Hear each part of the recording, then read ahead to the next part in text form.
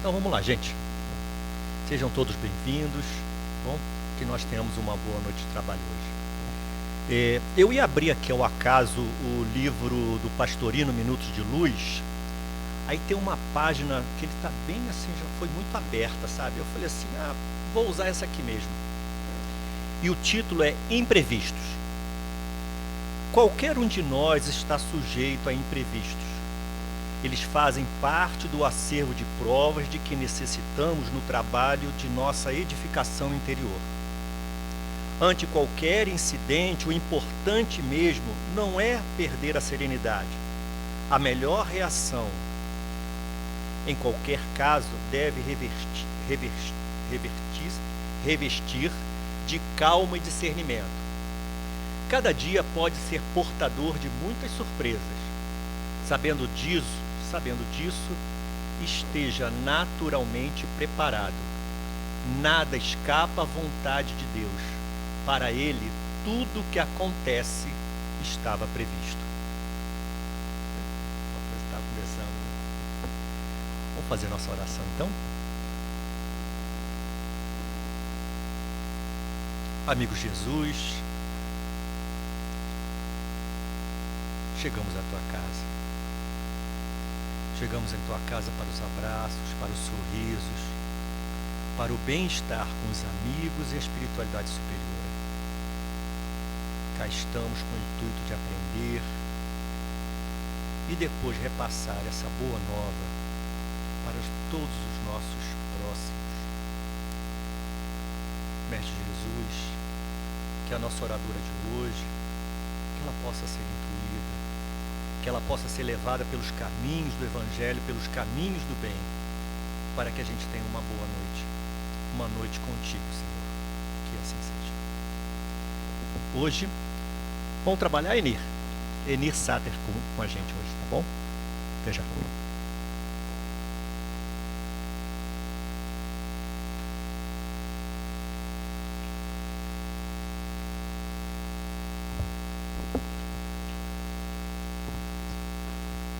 Boa noite a todos. Inicialmente eu agradeço o convite do trabalho, e espero que essa noite nós possamos ter uma noite muito agradável, porque nós vamos falar das passagens de Jesus.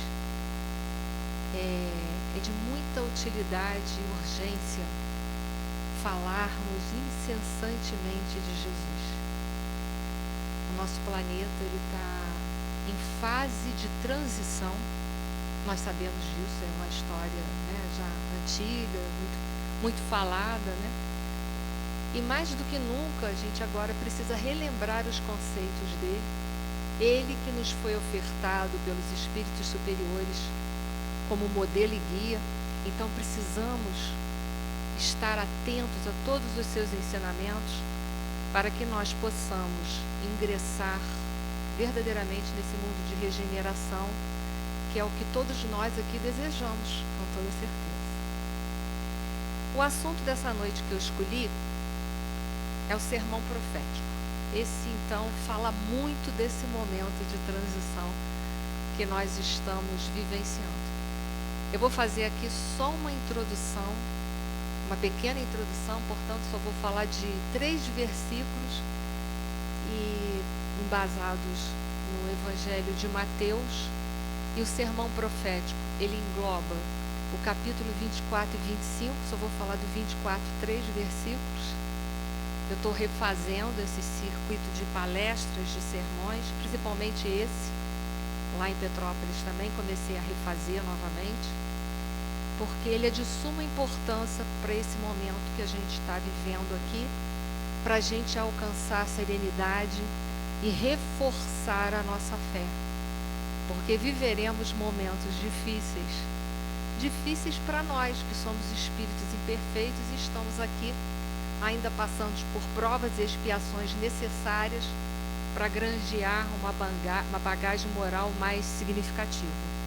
Então a gente escolheu esse sermão, repetir ele de novo, eu digo repetir, porque eu já fiz ele certa vez lá em Petrópolis, e agora eu estou refazendo de novo, porque eu acho de suma importância para todos nós, para mim também. ele comporta muitos assuntos, como eu disse para vocês, engloba, se a gente for usar o Evangelho de Mateus, capítulo 24 e 25. Então ele vai vir falar, vai englobar algumas parábolas, como a da figueira, do mordomo, das 10 virgens, do talento também. Então a gente vê que ele é extenso, então ele vai falar muitos assuntos importantes para esse momento de transição que nós estamos vivenciando. Onde será que foi pronunciado o sermão profético, que é esse que a gente escolheu para a gente fazer uma conversa aqui essa noite? O sermão profético foi pronunciado em Jerusalém, que é a palavra Jerusalém, mais ou menos significa cidade santa, então é a cidade das coisas espirituais. É lá que se localizava também o templo dos judeus. Então é uma cidade muito importante, muito movimentada, principalmente nos períodos de festa religiosas desse povo. E ele foi pronunciado no Monte das Oliveiras. Então já remonta a gente a umas reflexões, porque as localizações geográficas também eram simbólicas, guardavam simbolismos nos discursos, nos pronunciamentos de nosso Senhor Jesus Cristo. Se ele pronunciou esse sermão no Monte das Oliveiras, e lá do Monte das Oliveiras dava para ver com perfeição o Templo de Salomão. Olha que interessante. Ele já vai remeter algumas reflexões. Se é um monte, é um lugar mais elevado. Então vai requerer de todos nós, para alcançar o monte, um determinado tipo de trabalho, um trabalho físico. Para eu chegar no monte, eu tenho que fazer uma caminhada e tenho que vencer um esforço, porque é uma ladeira que eu vou ter que subir. Então, o primeiro convite de Jesus é verticalizar. Precisamos sair da horizontalidade da vida, dessa vida material que nos joga para essa horizontalidade de uma forma ilusória, nos fazendo acreditar ou nos levando a crer que isso aqui é a única realidade possível. Então, o primeiro convite é verticalizar. Um outro convite que ele vai fazer é o Monte das Oliveiras. Então, haviam as árvores que geravam a azeitona, e da azeitona a gente sabe que vai gerar o quê? O azeite, que está caríssimo para falar nisso. Eu particularmente adoro azeite, mas está um preço de arrepiar os cabelos, né? Para a gente conseguir extrair o azeite da azeitona, não sei se vocês sabem, mas a azeitona ela precisa ser macerada. Então é um processo doloroso. Então é um outro convite. É um convite para a gente se purificar. Toda purificação, toda decantação, para a gente tirar o melhor de alguma coisa, como por exemplo é o caso da azeitona, ela vai precisar passar por um processo de maceração. Para nós extrairmos o que nós temos de bom dentro de nós, também vamos passar por períodos difíceis. Não é fácil vencer a si mesmo, então essa é uma reflexão. Se fosse fácil, a gente não tinha muitas vidas. A gente equacionava logo nas primeiras existências. Mas por que a gente está aqui há mais de 2000 anos falando de Jesus de novo? É porque esse processo ele não é fácil. O processo de purificar-se, de extrair o melhor de si mesmo, é um processo doloroso, que requer de todos nós muita fé, muita coragem, muita esperança, mas do verbo esperançar, que significa ação, atitude diante da vida. Por isso é importante a gente rever os ensinamentos de Jesus para a gente se fortalecer. Nós estamos vivendo uma era difícil, muito difícil. Aos que estão dos cabelos assim mais ou menos igual da minha cor, assim, talvez alguns aqui não estejam com o cabelo da minha cor, mas sejam mais ou menos da minha idade, né? A gente hoje fala de um período de inversão de valores. Nós sabemos o que é inversão de valores, porque nós saímos de um processo de castração daquela época ali, mais ou menos da década de 60, um pouco antes, e vivemos a liberdade, né, sexual, de expressão, que virou libertinagem. Então a gente viveu um período de repreensão e o polo oposto daquilo ali, que era a liberdade total. Então nós sabemos o que é inversão de valores. Mas não acreditem que essa geração de agora, os mais jovens, saibam o que é inversão de valores. Eles não passaram pelo processo que nós passamos. Então o que eles estão vivendo agora, para eles, é real. Então quando a gente fala, eles ficam falando, nossa, mas vocês são tão caretas, vocês são tão pessimistas. É porque eles não tiveram a experiência que nós tivemos. Nós temos que ter essa capacidade de conversar, exemplificar e levar para que eles possam entender de alguma forma.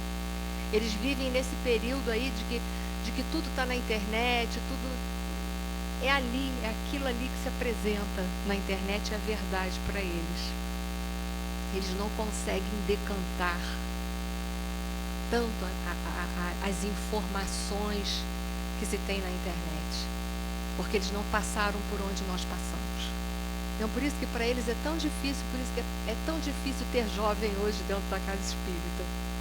Porque para eles isso aqui tudo não tem muita realidade, não. Eles acham que não.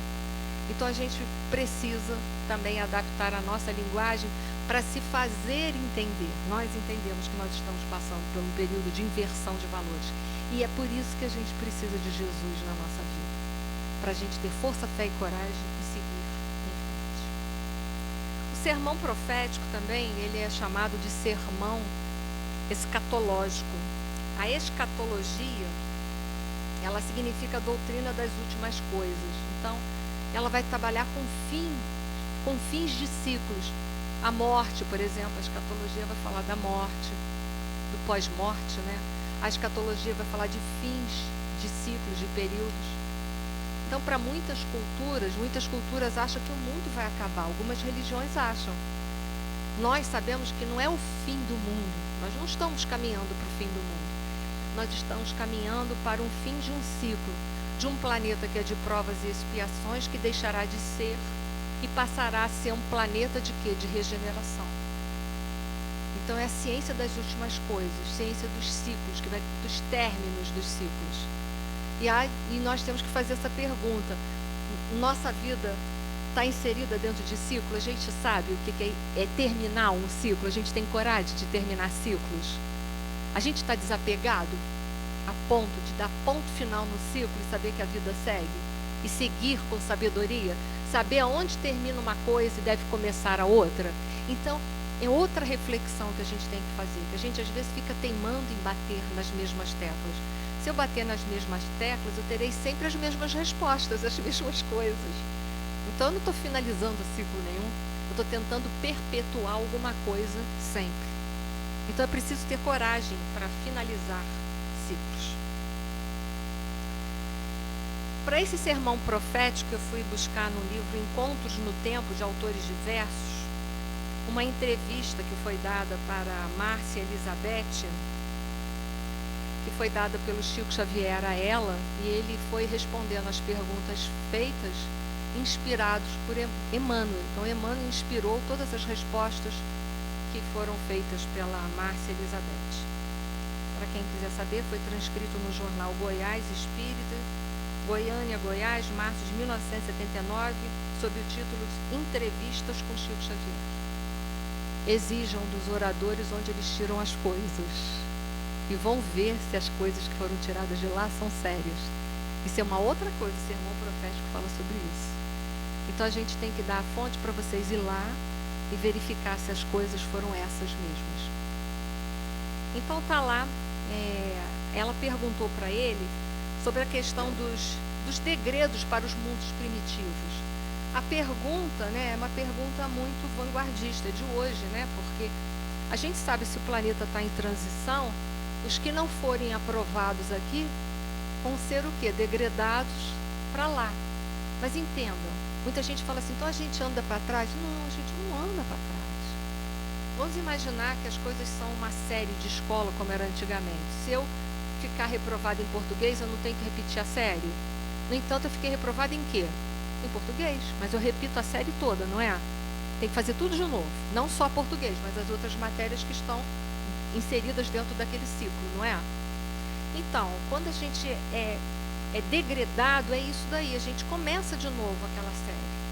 A gente não está andando para trás, a gente só foi reprovado. Então ela faz essa pergunta, aí ela faz assim: se os espíritos têm idades diferentes, porque temos idades aqui diferentes, nesse salão aqui, se a gente fosse capaz de saber a idade de cada um de nós como espíritos imortais, não essa idade biológica, a gente tem idades diferentes. Se os espíritos têm idades diferentes, chegando ao terceiro milênio, os que tiveram chance de evoluir e permaneceram, os que tiveram, né, chance de evoluir e permaneceram atrasados, serão arrastados com os maus para um planeta de vivência primitiva? Sim, vai ser arrastado para começar a série, vai dar início naquele planeta ali, como houve com os capelinos, a uma nova série, vai inaugurar o planeta de provas e expiações daquela série, né, daquele planeta. Foi o que aconteceu com os capelinos. Difícil, né? Aí a resposta é dada, o Chico Xavier pronuncia, mas inspirado por Emmanuel. Ele fala assim: Márcia, muitas realizações para o terceiro milênio, segundo Emmanuel. Poderão talvez ocorrer essas transformações, essas realizações, poderão talvez ocorrer depois de 2990. Quer que eu repita a data? Depois de 2990. Isso aqui foi fonte que vocês podem conferir, porque anda outras datas por aí circulando, tá? E começar a serem realizadas. Veja bem, Emmanuel não bateu o martelo e disse assim: olha, no dia 1º de janeiro de 2990 começa. Ele disse: poderão se realizar por volta de 2990. Ele continua assim: imaginemos, pois, certos fenômenos de triagem na coletividade humana para séculos não muito próximos. Os amigos desencarnados afirmam que na própria galáxia, nossa, que é a Via Láctea, né, de cuja vida e grandeza partilhamos, existem números de mundos de feições primitivas, aptos a nos receberem para estágios mais simples de progresso espiritual, caso não queiramos seguir o surto de elevação em que a nossa Terra está penetrando. Caso a gente não queira, não se preocupe. Nós teremos, segundo Emmanuel, os planetas adequados para receber os que não quiserem. Então vai aí. Então veja bem, Emmanuel não fixou uma data, ele disse por volta de. E aí a gente vai fazer uma lembrança importante. Se a gente quiser estudar o Sermão do Monte, a gente deve estudar o capítulo 16, 17 e 18 do livro A Gênese. E lá num desses capítulos, Kardec vai deixar para a gente, dizendo para a gente tomar cuidado com o espírito que fica dando data fixa, porque em geral são pseudos sábios. Então veja, Emmanuel, ele não fixa, ele diz por volta de, né? Então a margem pode ser um pouco antes, um pouco depois, então é por volta de, né? Então ainda temos chão para andar, ainda temos chance. O sermão profético vai falar das coisas que aconteceriam depois da morte de nosso Senhor Jesus Cristo. Uma das primeiras perguntas que a gente deve fazer é possível prever o futuro? Porque foi o que Jesus fez. É possível? Se é, como? A doutrina espírita fala sobre isso? Então vamos lá. Primeiro vamos falar de Jesus. Jesus foi quem proferiu o sermão profético. E ele foi oferecido para a humanidade, conforme questão 625 do Livro dos Espíritos, como modelo e guia. Na Revista Espírita, acho que de 1800, agora eu não tenho certeza, 1868, fevereiro e março, tem um artigo intitulado Os Messias do Espiritismo. Lá vai falar que nosso Senhor Jesus Cristo é um espírito crístico. Chegou um ponto da escala dos espíritos puros tão elevados que eles se elevaram tantos que agora eles estão em comunhão com Deus. E Deus os convida para administrar o universo. É só isso que eles fazem. Né? Coisa simples, administrar o universo. E nós temos notícias que ele também, não pela revista, mas por Emmanuel, no livro A Caminho da Luz, que ele é um dos governadores do planeta Terra. Então, esse foi o espírito que profetizou o Sermão do Monte. É importante a gente saber quem é que está fazendo essa profecia, para a gente também dar validade a ela ou não dar validade nenhuma. Então, só estou trazendo a baila para a gente parar para refletir. Então, é possível prever o futuro? Está lá no capítulo 16 do livro A Gênese, item 1, onde Kardec vai fazer, ele fala assim, as predições não se produzem com exclusão das leis naturais. Então, não estão fora das leis naturais, que são as leis de Deus, as leis divinas, não é isso? Que devem permear toda a nossa existência e que estão escritas aonde? Na nossa consciência, muito bem. Tomemos para comparação, diz Kardec, um exemplo nas coisas usuais. Ele nos ajudará a compreender o princípio que teremos de desenvolver. Então, Kardec, ele vai tentar explicar a presciência para a gente entender como que se dá a presciência. Então, ele diz assim, imagine um homem que foi colocado no cume de uma montanha bem alta. E ele olha lá para baixo, vê uma série de coisas acontecendo. Aí ele fixa o olhar dele, lá embaixo, numa estrada, e vê que tem um homem caminhando naquela estrada. Como ele está no cume de uma montanha, ele está vendo a estrada o quê? Lá na frente. E ele fala assim, esse homem, em tal momento, quando ele passar pela estrada, ele vai encontrar, por exemplo, uma fera que poderá atacar ele. E em tal momento, ele vai sofrer uma tocaia, alguém pode vir e assaltar ele. Para o homem que está caminhando lá embaixo, naquela estrada, se ele escuta isso é o futuro para ele, não é? É o futuro dele. Mas para quem está em cima da montanha, não é futuro, é um eterno contínuo, é um agora. Mas ele está vendo uma sucessão de acontecimentos que para quem está aqui embaixo, ainda vai viver essa sucessão de acontecimentos.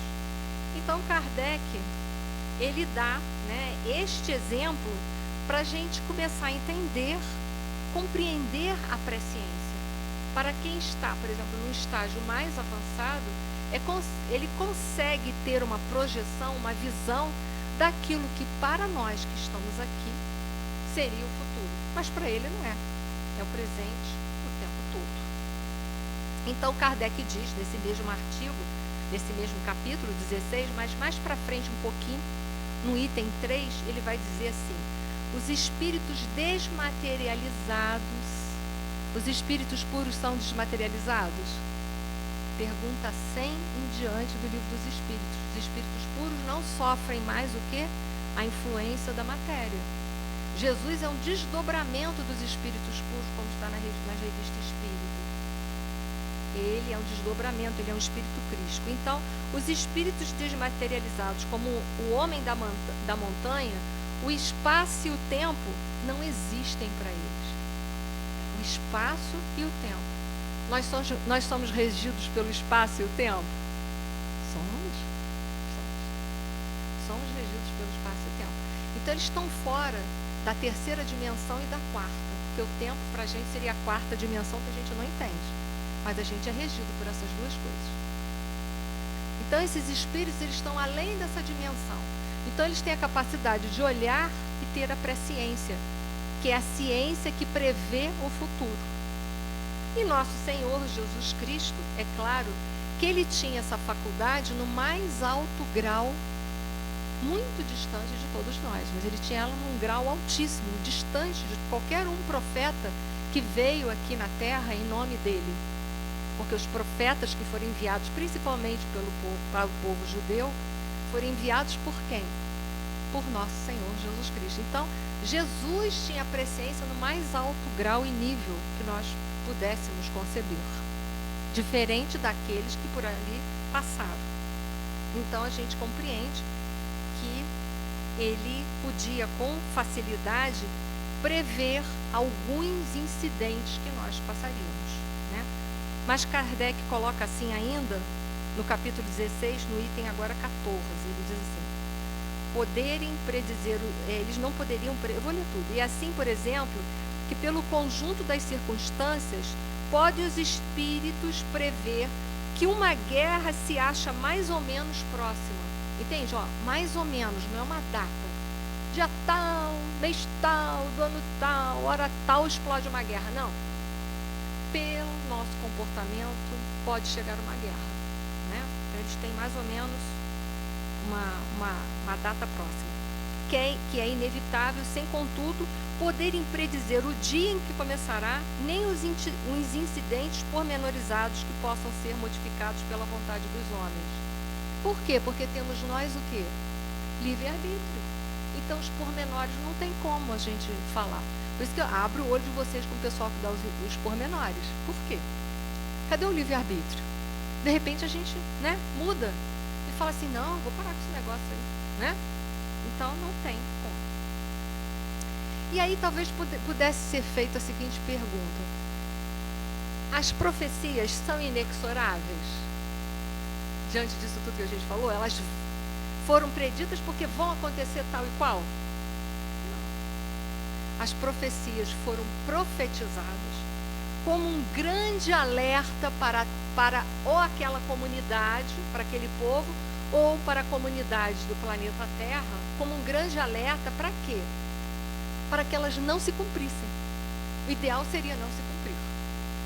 Ou se viessem a acontecer, que alguns pudessem, pelo menos, o quê? Minimizar os seus acontecimentos. Então, as profecias que Jesus profetizou, não era porque ele profetizou, então vai acontecer, o que adianta? Eu não faço mais nada? Faz sim, uai. Tem que fazer. Porque você não tem o livre-arbítrio? É lei de Deus. Então, as profecias vão mostrar uma sucessão de fatos que poderão até vir a acontecer, mas que poderão não ser tão graves. Por quê? Porque nós, com o nosso comportamento, nós podemos dar uma nova direção, uma nova diretriz. Então, depende da gente? Também. Nós somos uma coletividade. Eu vou pedir, por gentileza, alguém podia me dar um pouquinho de água, por gentileza? Obrigada a quem for pegar. Muito obrigada. Então, as profecias, elas não foram feitas para serem concretizadas, mas para um alerta à humanidade, para tentar ver se não acontecem, e se acontecer, aqueles que estiverem despertos.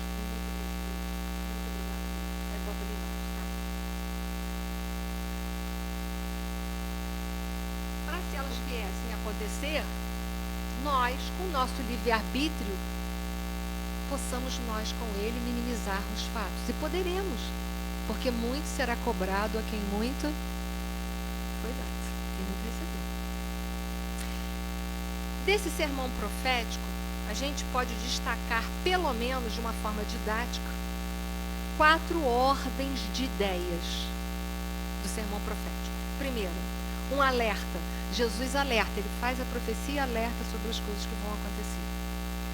Descrição das naturezas das tribulações, dos tipos de sofrimentos que nós poderemos vivenciar. Tudo para quê? Para a gente não deixar acontecer. O comportamento dos verdadeiros cristãos perante os acontecimentos. Veja, dos verdadeiros, não daqueles que dizem da boca para fora, mas da boca para dentro, não vivem absolutamente nada. Por último, aspectos significativos do reinado da paz, ou seja, o fim desse período de sofrimento. Como será o reinado de paz do nosso planeta? Então, veja, Jesus se preocupou não só em alertar, mas se preocupou em mostrar para a gente quem é o verdadeiro cristão, ou seja, aquele que está verdadeiramente tentando seguir os seus ensinamentos. E, por último, o que nós vamos herdar caso a gente seja firme nos seus ensinamentos? Então, olha só, a preocupação de Jesus com a gente foi imensa. E a gente levantou a mão e falou Barrabás. Não vou dizer todos, né? Vamos lá. O que me confere essa noite é falar 3 versículos, porque não pode passar disso, porque a gente tem que fazer algumas reflexões. Então eu vou falar Mateus capítulo 24, vai iniciar, versículos de 1 a 3, que diz assim: E tendo saído Jesus do templo, se ia retirando, e chegaram a ele os seus discípulos para lhe mostrarem a estrutura do templo. Mas ele, respondendo, lhe disse: vede tudo isso? Na verdade vos digo que não ficará aqui pedra sobre pedra que não seja derribada. E estando assentado no Monte das Oliveiras, chegaram-se a ele os seus discípulos em particular, dizendo: dize-nos, quando serão essas coisas? E qual sinal haverá de tua vinda e do fim do mundo? Uns dizem que aí tem 3 perguntas, outros dizem que é 2. Não vamos brigar, tá bem? Se quiser pode ser 3. Ó, primeira pergunta, não vamos brigar. Quando serão essas coisas? Segunda pergunta, qual sinal haverá de sua vinda? Terceiro, como é que será o fim do mundo? Ou então fazemos duas vai ser assim, ó. Quando se darão essas coisas? Qual é o sinal da tua vinda e do fim do mundo? Viu? Uma questão didática, mas tem gente que briga com isso. Não, era 2, não, era 3. Então vamos fazer o seguinte, quem quiser é 2, quem não quiser é 3, tá ok? Eu sou uma pessoa prática. Não brigo com essas coisas. Então vamos refletir. Primeiro versículo. E tendo saído Jesus do templo, então Jesus estava no templo de Salomão. Estava lá, cansou de ser rejeitado pelos escribas e fariseus, não foi assim? De ser desrespeitado, de ser testado. Ele estava no fim, porque sermão profético acontece no final, bem no final já da sua missão aqui na terra, um pouco antes da paixão do Cristo, pouco antes. Então ele já estava cansado de lidar com as incompreensões daqueles representantes religiosos, porque além de serem representantes religiosos, eles também eram os representantes políticos daquele povo, porque o governo era teocrático. Então Jesus já estava cansado de lidar com aquela incompreensão, com aquela má vontade, bem característica da hipocrisia farisaica. Bem característica. Estava cansado de lidar. Então ocorre um pouquinho. Então ele sai do templo e ia se retirando. Ele foi no sentido, na direção da onde? Do Monte das Oliveiras, mostrando que ele sai do templo, que é a casa que deveria ser a casa do Pai, e vai verticalizar para refletir sobre quem? Sobre a casa que era denominada a casa do Pai. Porque ele vai olhar, ele vai subir no Monte das Oliveiras e vai ficar de frente para o templo de Salomão, que dava, naquela época dava uma visão. Hoje não existe mais nada do templo, acho que é só o Muro das Lamentações, não é isso? Então Jesus subiu para fazer reflexão de quê?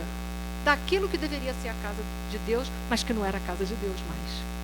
Essa era a verdade. Ele sobe. E chegaram a ele os seus discípulos. Né? Quem eram os discípulos que estavam com ele? Pedro e André, que eram irmãos, e Tiago e João.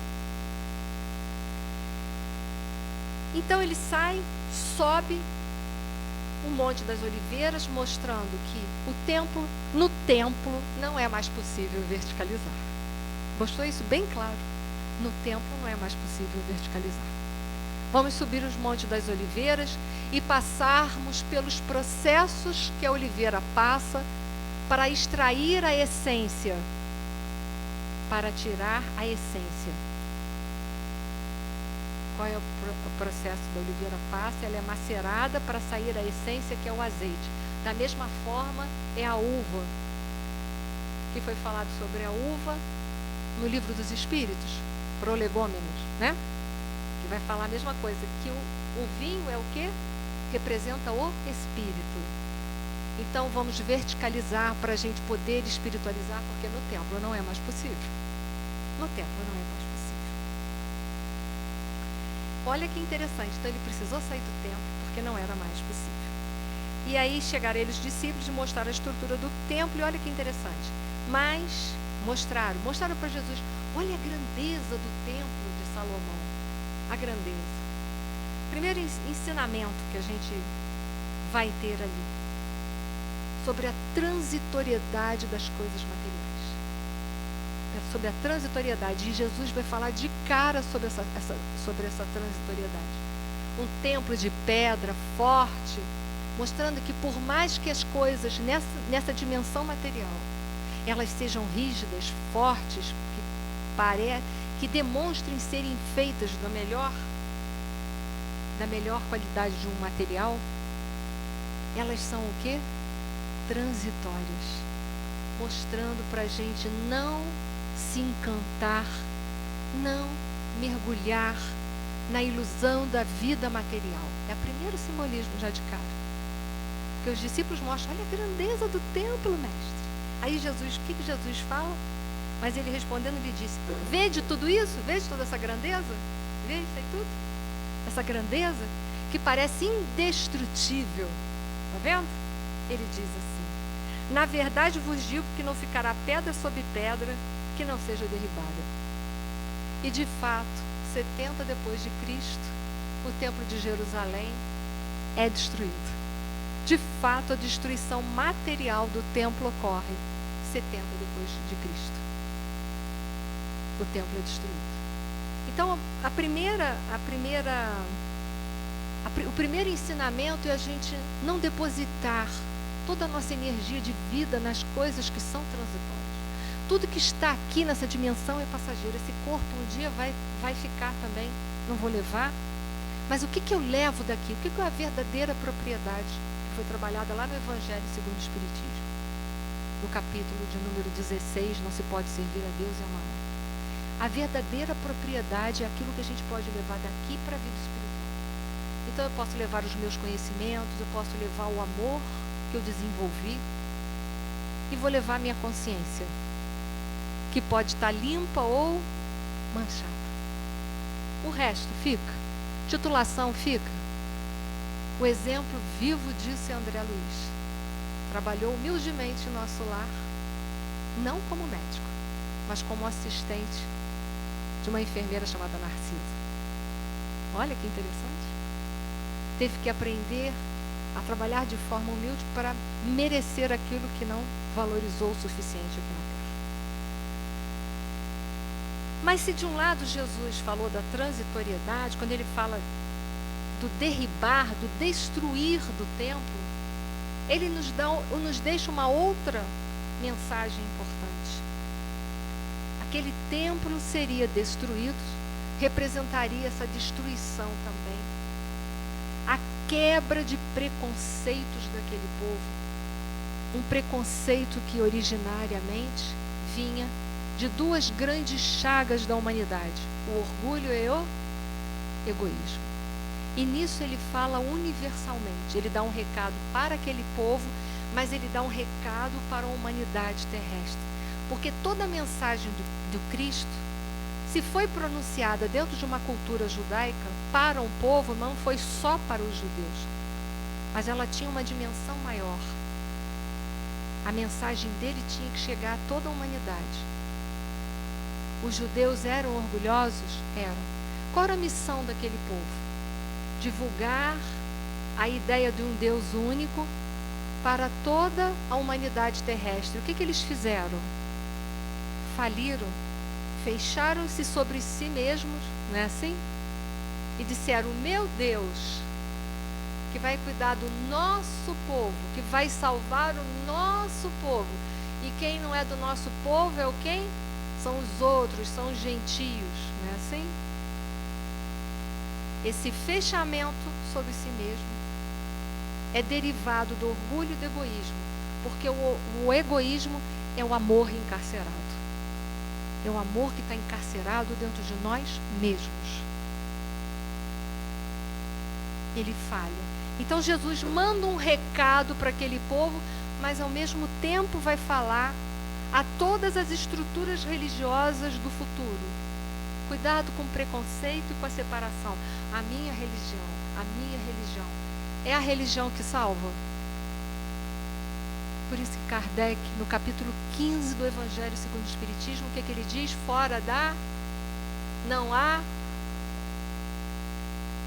Cuidado para a gente não criar uma cristalização em cima de algo que é falso. Não é a religião que salva, mas é o que fazemos da religião no nosso processo de espiritualizar-se, da busca da religiosidade. Tem tantas pessoas inseridas em tantas religiões e que fizeram guerras. A Alemanha era católica e gerou Hitler, que matou milhares e milhares de judeus. Vamos parar para pensar nisso. Quantas guerras foram feitas em nome de Deus? Quantas? Né? É preciso essa reflexão. Por isso que Kardec, ele foi de uma sabedoria infinita quando ele colocou como instrumento de salvação a caridade, que estava a poder de todos, porque no capítulo 13, um pouquinho antes, quando vai falar da caridade material e moral, o Espírito, Irmã Rosália, vai falar que é possível se fazer caridade de duas outras formas: a material, que é quando a gente dá algo, e a caridade moral, quando a gente dá de si. Então todos podem fazer caridade, mesmo aquele que não tenha um centavo na carteira, ele pode fazer caridade. Colocou-se um instrumento nas nossas mãos em que todos nós, independente do poder socioeconômico e mesmo religioso, pudesse nos salvar. E foi muito além, Kardec. Onde está escrito as leis de Deus? Na consciência, lugar que todos nós teremos acesso. Não precisamos comprar um passaporte, uma passagem cara para viajar para um outro país para estarmos em contato com as leis de Deus. Na nossa casa, na nossa cama, a gente pode acessar as leis de Deus a qualquer hora. Então, essa derrubada desse templo, Jesus vai mostrar a quebra de preconceitos e a importância para a humanidade terrestre de criar um templo interno, onde nós pudéssemos servir e reverenciar o Senhor, nosso Deus, em qualquer lugar, porque Deus é onipresente, é imanente, Ele está em todos nós e em todos os lugares. E para que essa presença divina, essa imanência ou essa onipresença divina pudesse resplandecer através de nós, em todos os pontos por onde passássemos. Então Jesus faz um convite a criarmos, a abrirmos esse templo interno dentro de nós. Sentir a presença da divindade que está dentro de nós, porque Deus está em todos os lugares. Disse que havia uns rabinos sábios que estavam reunidos, e um desses rabinos sábios levanta-se e fala: eu dou uma moeda para que me digam onde Deus está. Levantou-se o outro sábio rabino e levantou-se e disse assim: eu dou 2 moedas para que me digam onde Deus não está. Então, para que essa presença divina se fizesse dentro de nós, irradiasse de nós. Por isso há uma saudação oriental que diz: Namastê, o Deus que habita em mim, saúde o Deus que habita em você, e que nós pudéssemos viver isso. Aonde nós fôssemos, o nosso comportamento refletisse as leis de Deus, para ajudar aqueles que se encontram na retaguarda e se encontram com dificuldade de encontrar a presença divina dentro de si próprio. Então, é também um chamamento de Jesus.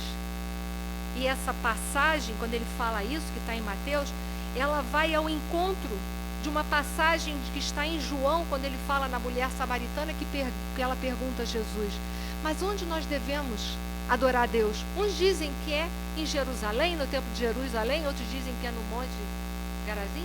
Onde que a gente vai? E Jesus responde: nem aqui, nem lá, nem em lugar nenhum. Nós devemos reverenciar Deus aonde? Dentro de nós.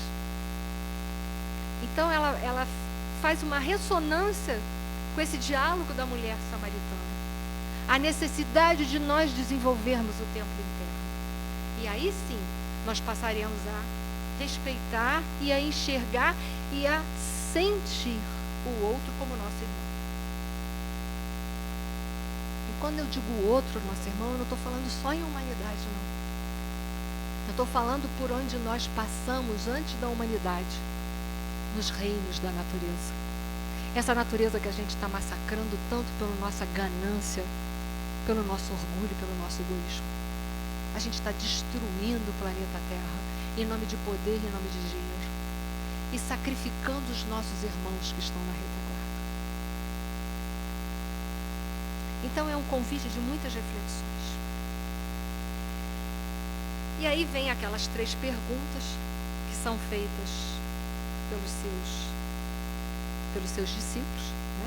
Pergunta: dize-nos quando serão essas coisas. Dá para a gente um sinal, e ele vai dar um sinal. Mas olha que interessante, e eles pedem mais do que isso. Ele pergunta: e que sinal haverá de tua vinda? Mas é a vinda do Cristo, é o Cristo pessoalmente que vai voltar à Terra? Convido a lerem esse artigo da Revista Espírita Citada. Ou é 1868 ou 1869. O nome do artigo está na revista de fevereiro e março, intitulado Os Messias do Espiritismo. Lá vai falar dos espíritos que virão. E virão esses espíritos crísticos também, porque é uma falange de espíritos. Espírita. Ou é 1868 ou 1868? Muito obrigada. Então, é 68, fevereiro e março, intitulados Messias do Espiritismo. Obrigada, quem me deu aí a referência final. Ele ali vai falar dos espíritos que virão para alavancar o progresso nosso, para que nós possamos ingressar no mundo de regeneração. Então virão espíritos dessa falange crística, virão, mas virão outros, virão missionários, virão espíritos superiores, está tudo aí nesses artigos, leiam.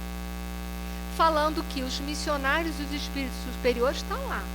Por eles terem livre-arbítrios, eles podem falhar. Mas esses espíritos, esses messias, nem pensar, porque eles não sofrem mais influência da matéria, são como Jesus. Esses não falharão. Mas nós teremos que ter olhos de ver e ouvidos para ouvir. Né? Então a preocupação deles era essa: como é que nós vamos saber quando é que você vem de novo? Por que eles faziam essa pergunta também? Porque eles sabiam da reencarnação. Sabe para que eles iam fazer essa pergunta? Eles iam morrer, né? Para que eles iam fazer essa pergunta? Eu nem ia perder tempo, se eu não existisse mais, né? Então deixa embutido que tem a reencarnação aqui. É sabido da reencarnação, né? Como é que será o fim do mundo? O fim do mundo é o fim de um ciclo. O planeta deixará de ser provas e expiações, será regeneração. É a pergunta desses discípulos. Então eles conheciam sobre reencarnação, que é a pluralidade da existência, mas a pluralidade dos mundos habitados também. Está implícito, mas está.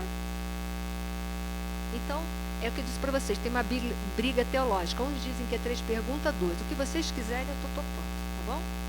Vamos brigar por esse negócio de 1, 2, 3, que isso não dá em lugar nenhum. Né? Então, ele faz esse alerta, mostrando que o fim do mundo é o fim de um ciclo. Nós deixaremos esse planeta para trás. Mas dentro daquelas 4 ordens de ideia, lembra? Primeiro é um alerta que ele vai fazer. Haverá entre a vinda de Jesus muitos falsos cristos e falsos profetas. Muitas pessoas setorizam esses falsos cristos e falsos profetas como espíritos que farão interferências nos meios religiosos.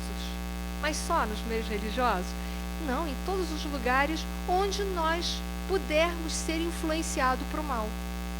Existe um lugar hoje em dia que é um grande poder na humanidade, que não é terra nenhuma, que não é localização geográfica nenhuma. Vocês sabem o que é? Internet, poder, manipulação midiática. Olha só, lá se vende e se propaga tudo, verdades e mentiras como se fossem as mesmas coisas. E é assim que muita gente se arrasta dentro da internet, né? Leu isso aqui? Não, isso aqui é verdade absoluta. É nada. Às vezes é uma mentira absurda que rola. Porque ali está a presença do falso profeta e do falso Cristo. Porque tem a intenção de levar o quê? Balbúrdia, confusão, desarmonia, briga, rumores de guerra, como Jesus fala nessa passagem. O que são rumores de guerra? Guerras e rumores de guerra. Os rumores de guerra são as guerras internas, psicológicas que a gente fica. Quando a gente lê certas notícias, a gente fica, às vezes, transtornado. E, às vezes, a notícia é falsa, não tem nada a ver com a realidade. Então, o que é importante nessa atualidade? Decantar. Cuidado com essas notícias que tiram a gente do eixo. Notícia que tira a gente do eixo não tem boa intenção. Não tem, gente. Por isso que, na questão 624, Kardec pergunta: qual o caráter do verdadeiro profeta? Resposta: o verdadeiro profeta é um homem de bem, de bem. Então ele não vai pronunciar coisas que não são boas. É um homem de bem, inspirado por Deus. Podeis reconhecê-lo pelas suas palavras e pelos seus atos. Então não é só pelo que ele fala, mas é pelo que ele vive. Porque a gente tem aqui na terra gente assim: faça o que eu falo, mas não faça o que eu faço. Não é esse o verdadeiro profeta. O verdadeiro profeta é aquele que fala e faz aquilo que ele está falando. Aí continua: impossível é que Deus se sirva de boca de mentiroso para ensinar a verdade. Então a gente precisa avaliar o que a gente está recebendo, porque é um mar de informações e de porcarias, fora as conversas para boi dormir que tem na internet, que são notícias assim, inocentes aparentemente, que distrai a gente do foco. O que a gente veio fazer aqui na Terra, gente? Evoluir. Cuidado com aquelas coisas que distraem a gente, porque o celular hoje virou uma obsessão. Distrai a gente para não ler um bom livro, distrai a gente de uma boa reflexão, distrai a gente do convívio familiar e do convívio com os amigos. Tudo coisa para a gente não conseguir crescer. Porque uma mente débil e de pouco raciocínio é fácil de manipular. Então, cuidado, gente. Isso são falsos cristos e falsos profetas. E ele diz: virão antes de mim, e muitos até dirão que sou eu. Mas é preciso decantar, né? Cuidado com essas pessoas que vêm salvar o mundo. Alguém pode me salvar? Ninguém. Quem é que pode me salvar? Eu. Alguém pode fazer a evolução por vocês? Não. Quem é que pode nos salvar? Nós. Cuidado com os salvadores, que são bem egóicos. Vai falar da natureza das tribulações. Muitos tentarão passar por enviados do Cristo, que eu falei. Conflito entre os povos, está tendo conflito. Kardec, nesses capítulos que eu dei para vocês do A Gênesis, né, 16, que fala da presciência, 18, 19, novos tempos e a nova era, né? Ele vai falar que os principais conflitos que nós vamos viver não serão os problemas climáticos, ou isso que a gente sempre teve, né? Terremotos, maremotos, tsunamis, tudo a gente sempre teve. Mas os piores serão os conflitos ideológicos. Nós estamos vivendo conflito ideológico em tudo quanto é campo, né? Tudo quanto é campo. Nossa, pior é que a gente fica desesperado. É uma briga. Por causa de político, teve família que se separou. Eu, sinceramente, eu sou um ser humano político, mas não sou um ser humano partidário, porque partido, se fosse bom, era inteiro. Estou sendo sincera. Né? Eu não sou nem de lá, nem de cá. Eu vou decantando, eu vou vendo. Né? Cuidado com os extremismos que separou família e separou amigos. Acabou com amizade por causa de questões políticas.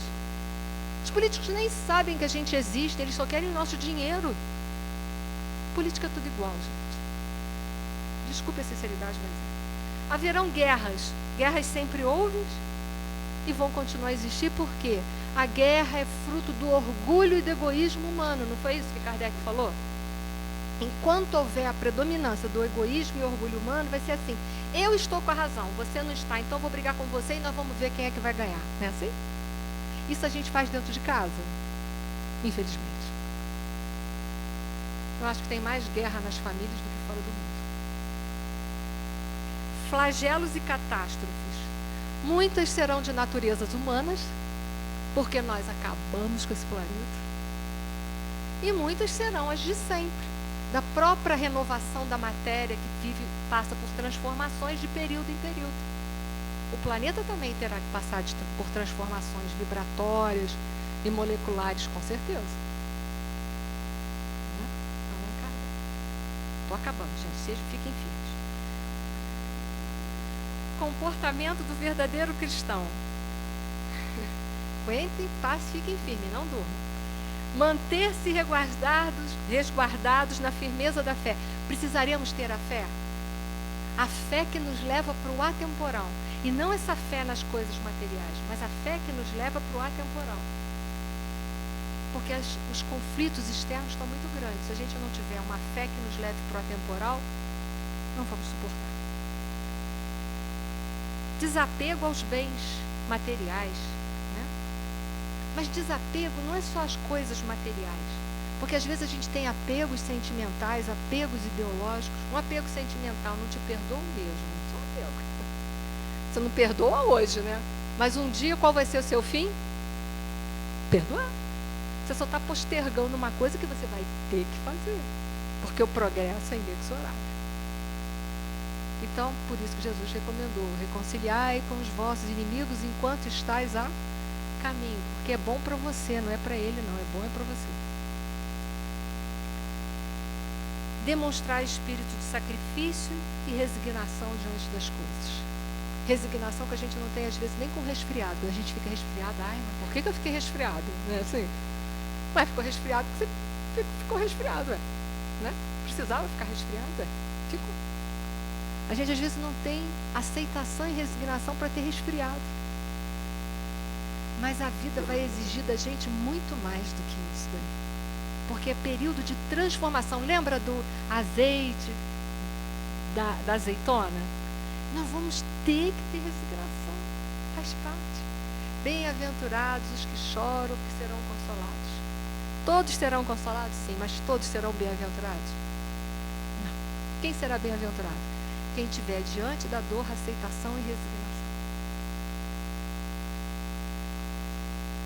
E, finalmente, aspectos significativos do reinado da paz. E aí, então, nós viveremos em paz.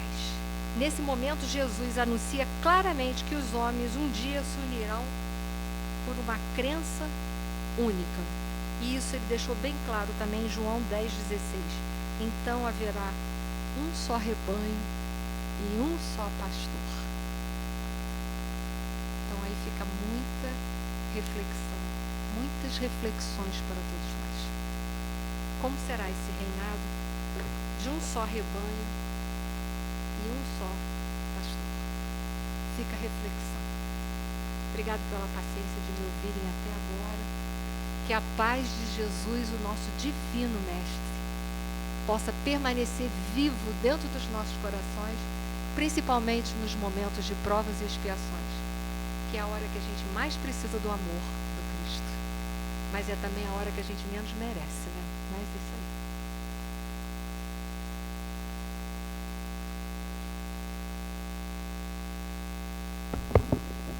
Muito obrigado, Emir. Como muito sou meio matemático, eu fiz a conta. São 2.990, são 966 anos. Mas eu acho que é pouco. Eu fiz assim, onde é que nós estávamos há 966 anos atrás? Em 1058. Pô, eu acho que é rápido. É que quando a gente olha assim, olha, 966 anos, são 9 encarnações, são só 9 encarnações, 8 e pouquinha. Só isso, gente. Pouca coisa. Não é muita coisa, não. Não, mas aí vamos ter fé, né? Vamos ter fé, vai correr tudo bem. Vai correr tudo bem. Afinal de contas, a gente já tem um passado de 2.000 anos, poxa, né? Inclusive, eu tenho sempre que confessar, sempre que tem essas palestras assim que fala de Jesus, assim, eu sou um fã dele, tá? Não sei se eu sou fã dele, eu sou fã, entendeu? Eu sou fã dele, assim, boto lá, sabe aquele pessoal que era roqueiro, boto a foto do rock, eu quero tocar guitarra igual a ele, assim, algum dia eu quero ser igual a ele também, tá bom? Acho que todos nós, né? Deixa eu ver aqui os recados de hoje. Mandou pra mim, né, Márcia? Mandou. O bom é que fica tudo em casa. Mandei pra você, chega em casa, mandei pra você, você não viu? Tá bom. Bom, Começou a nossa turma do ESD, a turma 13, tá? As inscrições ainda estão abertas. Esse curso acontece toda sexta-feira, às 20 horas, neste salão, tá? Então, quem quiser, é só chegar, tá? Faz uma inscrição, não é inscrição, faz um registro na hora, tá? Tem vários companheiros aqui, inclusive, que estão fazendo esse curso, né? Que é o Estudo Sistematizado da Doutrina Espírita, tá bom? Então, é só chegar, é um curso muito legal. E é o que eu sempre falo, acho que na casa espírita, tão bom quanto o aprendizado é o relacionamento, é como que a gente se relaciona, né? Isso é muito bom, tá? O outro aviso é nossa mocidade, acho que o pessoal está aqui em cima, né? Eu vi até os jovens aqui, né? Então, quem quiser trazer o seu jovem aqui a partir de 13 anos, né? 13 anos, né? Só trazer, estão aqui em cima estudando aqui, tá? E vai ter uma palestra da AME dia 21 às 10 horas pelo Facebook e pelo YouTube do José Henrique Rubim de Carvalho. Tema: as fixações mentais nas doenças físicas e psíquicas. Repetindo, vai ser o doutor José Henrique Rubim de Carvalho com o tema: as fixações mentais nas doenças físicas e psíquicas, tá? Vai ser transmitida pelo Facebook da AME. Aí entra no Facebook. Como é que eu entro no Facebook da AME? É só entrar no Facebook de vocês assim, AME Teresópolis. Aí vai aparecer o link lá, tá bom? Ou então no YouTube da AME Teresópolis. Como é que eu chego lá, Antônio? Entra no YouTube, tá? AME Teresópolis. E se chegar próximo, já vai ter um avisinho lá. Olha, o vídeo começará em X minutos, tá? É muito fácil. Tá bom, gente? Me diz uma coisa. Estou vendo uns rostos novos. Quem nos visita hoje pela primeira vez? E já deduraram aí? Já deduraram. Eu já tinha visto, né? Mas eu fingi que não vi, né? Falei assim, qual o seu nome, por favor? Rafael, seja bem-vindo, tá bom? Seja muito bem-vindo. Qualquer dúvida, estamos à disposição. Em que pese, você já faz parte da casa, né? Você já faz parte do... O povo aí de trás, a senhora... Célia, seja muito bem-vinda. Tem uma turma atrás também que é a primeira vez. Qual o seu nome? Geisa, João, Cássia. Sejam muito bem-vindos. E você? Edson. E aí, teu xará, Edson. Tem 2 Edsons aqui. E quem? A senhora também? E qual é o seu nome?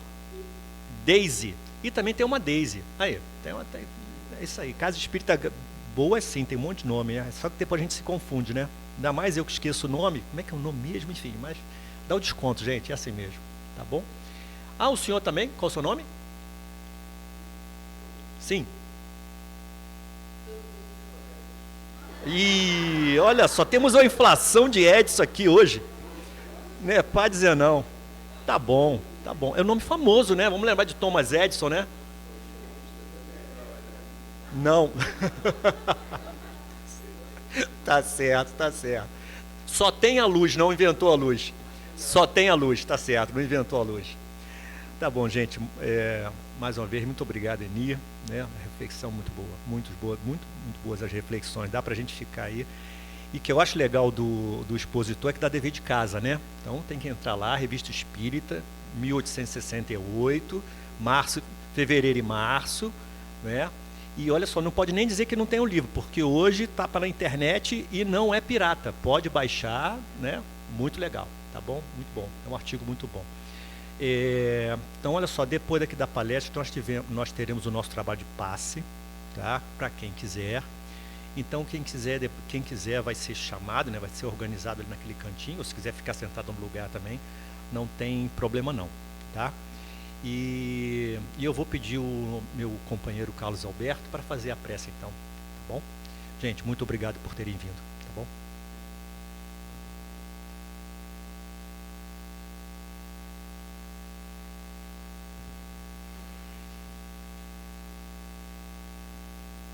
E assim, aproveitando as suaves vibrações deste momento, em que do alto descem sobre nós, nos unimos em pensamento para nos dirigirmos a Ti, Mestre Jesus. Tantos anos em que nos afastamos de Ti. Tantos anos, Senhor, desvirtuando Tuas lições. Tantos anos não querendo a lição de amar. Mas Tu, Senhor, sempre ao nosso lado, sempre a nos amparar, nos inspirar. Mais uma vez, a Ti rogamos, fortaleça-nos, Mestre, nas nossas ações, na nossa força para mudarmos, construirmos um mundo melhor interiormente. E assim, todos nós, nessa busca do amor, vivenciando dos ensinos, para como irmãos, juntos a Ti, construirmos um mundo de paz. Queremos tanto isso, Senhor, mas ainda fraquejamos. Ampara-nos, socorre-nos e nos guie, como prometido, ao aprisco do Pai, nos inspirando a fazermos a nossa parte, vivenciando a sublime missão do amor, hoje e sempre, com a proteção